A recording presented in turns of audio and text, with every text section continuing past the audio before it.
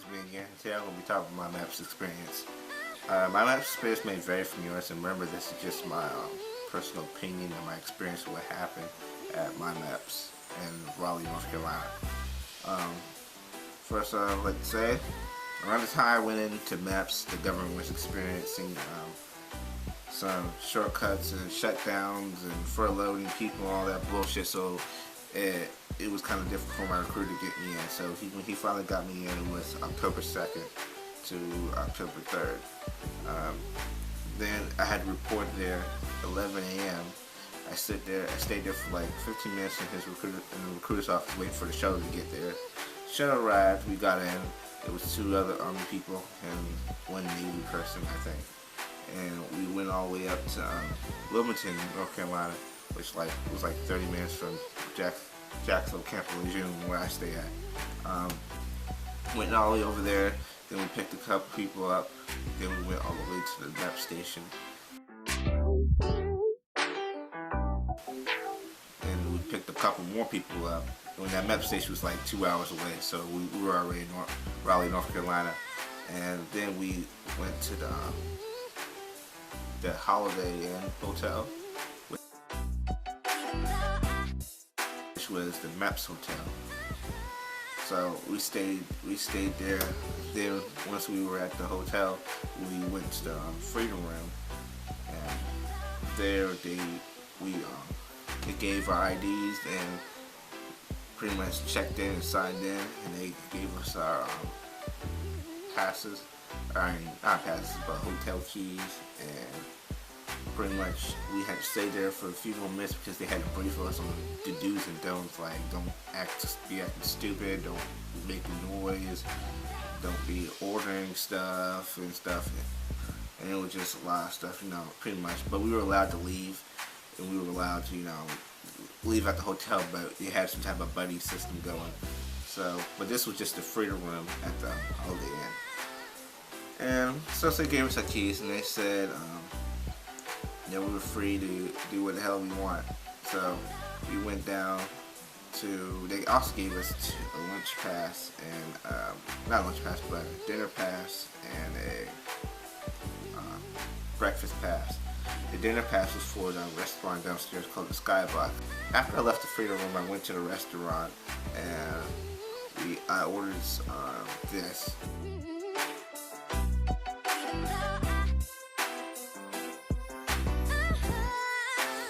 Then I ate, went back upstairs, chilled for a few minutes.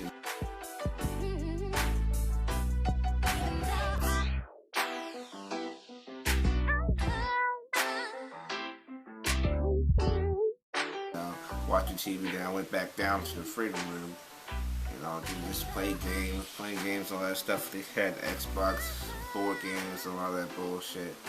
Then we had a curfew. It was like 10 o'clock, so we had to go back upstairs into our rooms, and we had to stay there till when we wake up in the morning. So fast forward, like, I don't know, 6-7 hours later,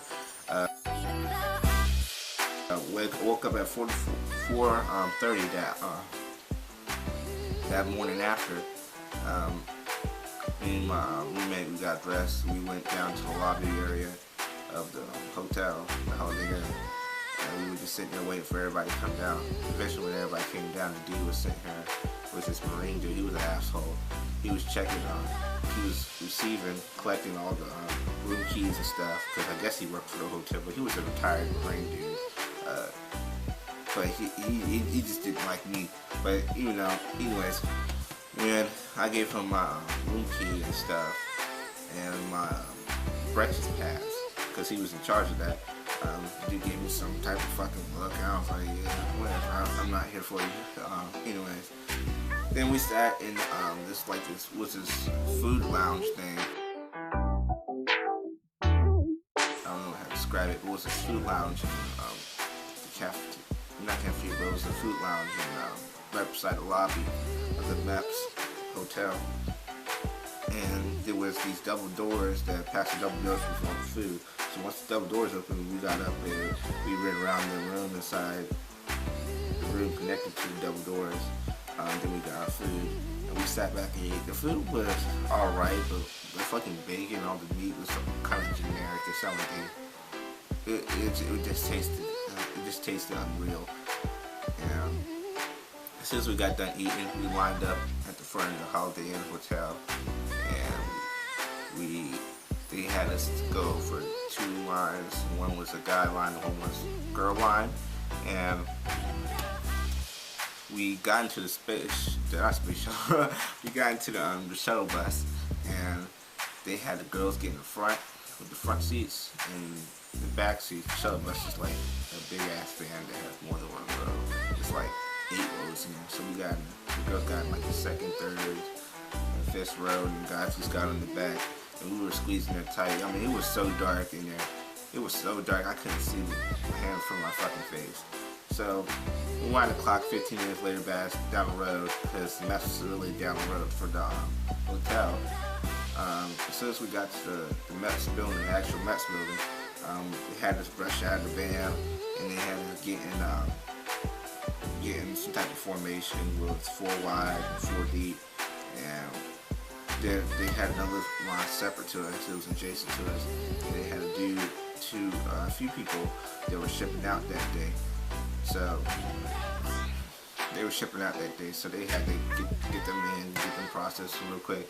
So we had to wait on that. So we were out there for about 30, 40 minutes, and they started asking people to come in for rows. So by the time we came in, to the front of us, it was the metal detector on the left side, and it was the X-ray detector on the right side. The X-ray detector is where you put your baggage and your luggage on and stuff. I mean, you shouldn't have that much stuff to fit through that stuff, because I mean, you only stay in there for like a day and a half.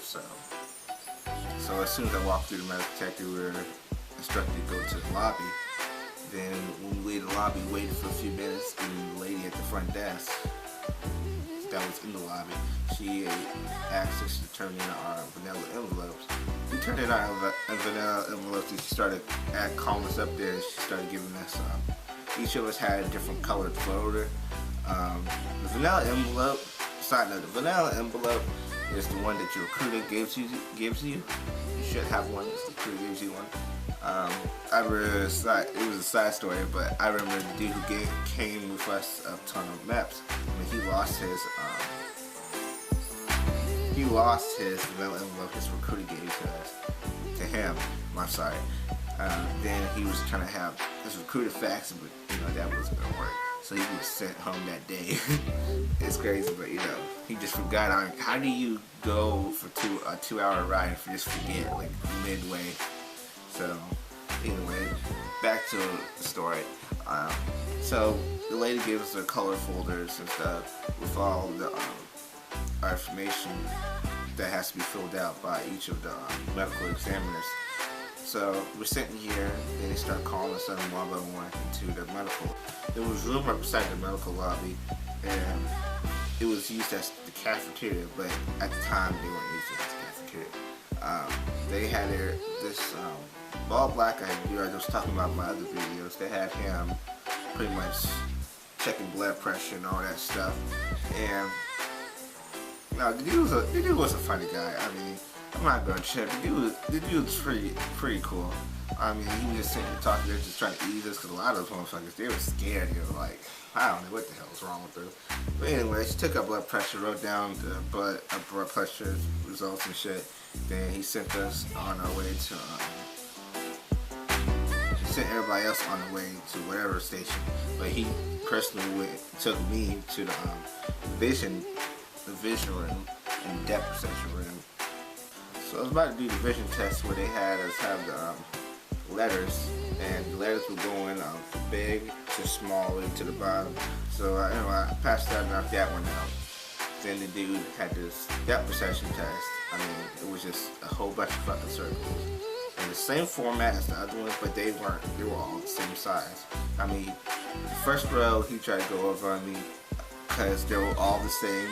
I mean, there's nothing wrong with my depth perception. They were all the same. I can even tell they were all the same just by the glass that he stuck into the telescope, whatever the hell it was called. I could tell just because they're a little bit off. You see when you go in there, you'll probably see it. But everything was pretty much even. And he said, "Oh yeah, number 1, number 3 is closer than all the rest of them. And I was saying like, yeah, right. But then when I got to the 3rd line, he was like, what do you see? And I said, honestly, they're all the same. They're all the same to me. And he was like, okay, that's correct. And he didn't say that's correct, but he gave, the way he said okay was more like, yeah, that's good. Then it was on to the colorblind test. I mean, the colorblind test to me was just plain stupid. It's like it was just splatters colors. Then they had all these colors just lining up to make numbers and stuff. So I just easily told the guy, because I'm not colorblind. That was just pretty much that. Then I got escorted out of there, and we sat back in the medical lobby where they were about to ask me to draw blood. So I went in there, they drew the blood, put a little capsule, put my information on it. So they also give you this thing that goes on your chest, and they mark it off. It's like this, it has letters on it, and they mark off each letter that's appropriate to the station that you just came from. Then sometimes they'll even cut a letter if something happened, something wrong. So then I went to get my blood taken, like I said, and they labeled it too, because they also gave you stickers that are in a colored folder packet, because everybody has different colored folders when they give it to you when you first get in. Then after that, once you get your blood, they stick you back into the medical lobby thing, and you're waiting, and then they have you go and take the piss test. So pretty much, you might even get into that, and just pee in the cup and you hand it to them, and they'll label it as appropriate. And after that, they had us go, for the guys, they had us go into a room. We had to strip down to our briefs or boxers, whatever motherfuckers like to call it nowadays. Then we had to go and get our weights and heights measured, and we had to line up, and they had us doing stretches and all kinds of shit, just make sure our joints are functioning correctly, make us walk on our heels, our toes, on our heels and our ankles, not ankles, but fucking just heels and tippy toes and all that shit. Then they had us do the infamous duck walk, it just the typical bullshit. Then after that, we got dressed, way back in the medical lobby. Then I went to go get my hearing done. So we get in the box. It's like this huge soundproof box with just, you go in there and there's like curtains and all that type of stuff. And there's like headphones hanging up, and there's like a seat. So each little cubicle has curtains, headphones, and the seat. And so I sat down, put the headphones on. It was like beep, beep. This shit was like fucking immediate. So they had this little clicker with it too. You gotta be on top of that fucking clicker. Like that shit, be on top of like that shit is like about to give you some money, because if they find out you can't hear, I mean your job list is gonna probably shrink to like 4 jobs. But anyways, so I did good on the test. I don't know anybody who did bad on that test, but pretty much the thing's going like, it'll go from high, and it'll go from low. It was like beep, beep, beep, click, click, click. Beep, beep, beep, click, click. You just gotta keep on with that. And you gotta keep on listening, because sometimes it'll get high and it'll get low at the same time. So if you think you hear a false beep, chances are, just click that bitch. Anyways, moving on. So we went back to the medical lobby, where I spoke with, we had to wait to see the medical liaison lady. I guess that's what I call her. She's like a lady who goes over your medical. So when I went to go see her, she had my medical file out. She just looked through it. She was telling me how I did pretty much very good. And I didn't have nothing wrong. She told me to take my shirt off. She examined my back and all that stuff. And she did the little heart, examined my heart and all that stuff, and my heart rate. And everything checked out there. Then she sent me all the way on. She only sent me back to the main lobby when you first came in. Then I was sitting here waiting for another person to come and direct me back to the, the recruiters lobby, where all the, it's like the lobby filled with nothing but recruiters, the Army, this was Coast Guard, Air Force, Navy, Army, and the Marines were right here. And they just, in the middle was the lobby, and it was the TV now. I'm sitting here, you know, I was sitting there waiting in that bitch for like hours. I was sitting here watching the TV. I remember it was so. I remember what was on the TV. It was sitting talking about the government shutdown, all that bullshit. So then some lady comes in from the back, and she's like, "Oh yeah, it's time. Lunch is ready." And everybody's like, "Okay." Then we all get up and just like go to the lunchroom, or the cafeteria room, whatever the fucking called. It was catered by some local company. So we pretty much ate there. And when I got back, I sat down for another fucking hour because the whole thing's gonna be hurry up and wait. Then the lady comes out. She's like, "Oh yeah, you need to go get your fingerprints done." So I went to the back of the building to go get my fingerprints done, and I had to wait for 30 minutes for the lady to get her shit right. By the time the lady gets done with me, she sits there and tells me that her lunch break is now. I'm sitting here like, mind you, I'm the only motherfucker in there, and she gonna tell me her lunch break is on. It just started, and she walks out. I'm sitting here like, what the fuck? Fast forward 30 minutes from then, she comes back, you know. Then she brings me to her little cubicle thing with her computer and all that stuff, and she starts going over it. I think she takes a photo. Of you, where you have to sit straight up, and she pretty much asks you the same questions that you tell the recruiter. The recruiter asks you, you pretty much say the same shit that you tell your recruiter that you tell her. So that's pretty much it. And then she'll take you into the back room, right beside her cubicle, and she'll take you on your palm fingerprints. And this is just for the Raleigh map. So I don't know where you know other maps is, so I'm just explaining my experience. Then after that, she gave some paperwork, wrote it down, and she sent me back to the recruiter's lobby again. Then I sat there for another fucking hour. Mind you, this is like probably about 3 o'clock now. That's how much waiting, sitting around I had to do between the transitions. Then we end up, the lady sitting here calling people in. You know, there's 4 people in a row, me and 3 other guys. I mean, she calls each and every one of these motherfuckers out. She calls each and every one. It's me. She calls each and every one of these motherfuckers out, except for me. And I've been there before all of them. So I was highly pissed. I mean, then when the lady finally came in there, she gave me some fucking story. I mean, I was asking the lady when she was calling people out. I was like, yeah, I was here before them. The lady just totally fucking ignored me. Like, I don't know. It probably has to do with me black. I don't know. Then she eventually calls me because I was the only one left. But I go in there. She does an initial interview. Asks me to have any traffic tickets, this and that, all that bullshit. Have I ever got arrested? All that bullshit. Then after that, she hands me a sheet that is full. That has a survey on it, just a confidential survey they just issued for just the bullshit and the time wasting. Then she'll hand you the job sheet of the jobs you qualify for. So you just pretty much check it off, and then you flip over to the other sheet that she gave you, which is the survey. You write the survey. You know, I don't take that survey seriously. That survey was just bullshit to me. So we folded the survey, put them in the envelope, and we handed it back to the lady.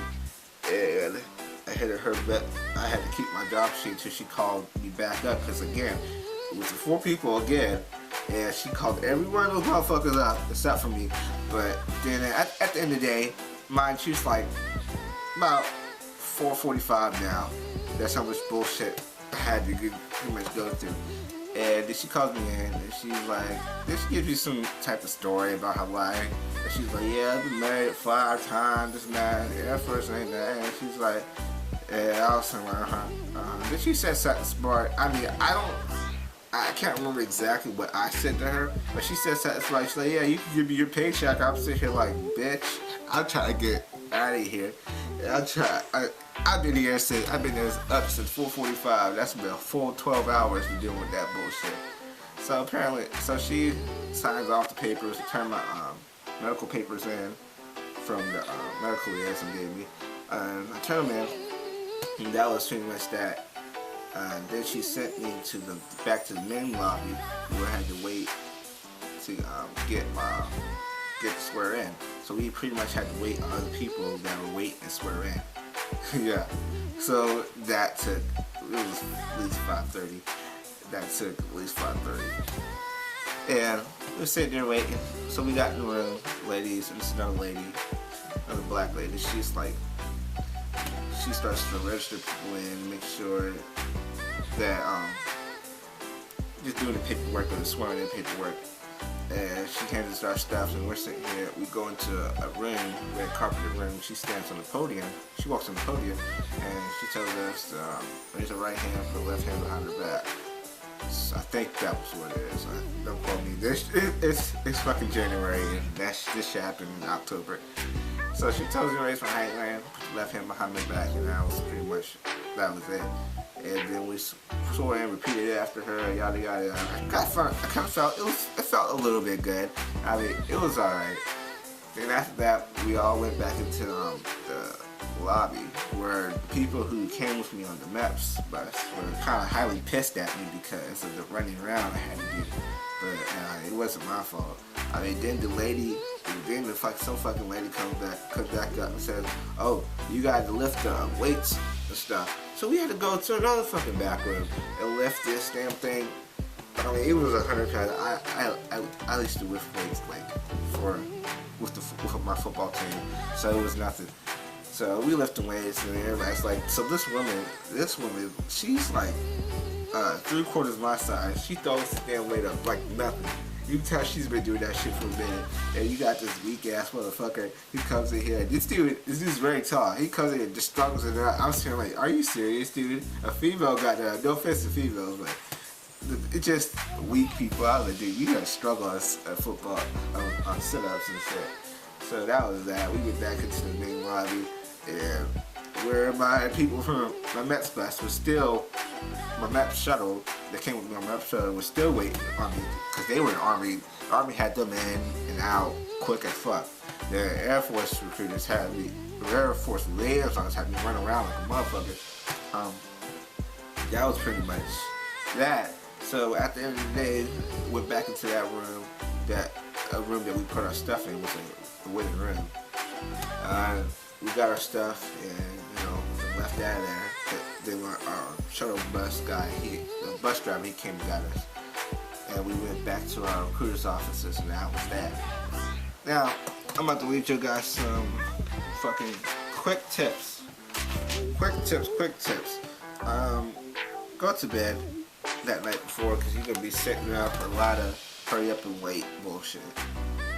Don't bring a lot of shit. I mean, you're only going to be there for a day and a half. Don't listen. Don't lose anything. Make sure you have your eye on your fucking wallets and your personal belongings, because they're not responsible for it. I mean, that kind of goes hand in hand with bringing less shit. So, don't lose your shit like your vanilla folder. If anything, do not lose that. Yes sir, no sir, yes ma'am, no ma'am, like your parents taught you, like mom and dad taught you. Be prepared to be bored as fuck. Yes. Alright, so that was my MEPS experience. Please comment, like, subscribe, whatever. I don't give a fuck. Bye.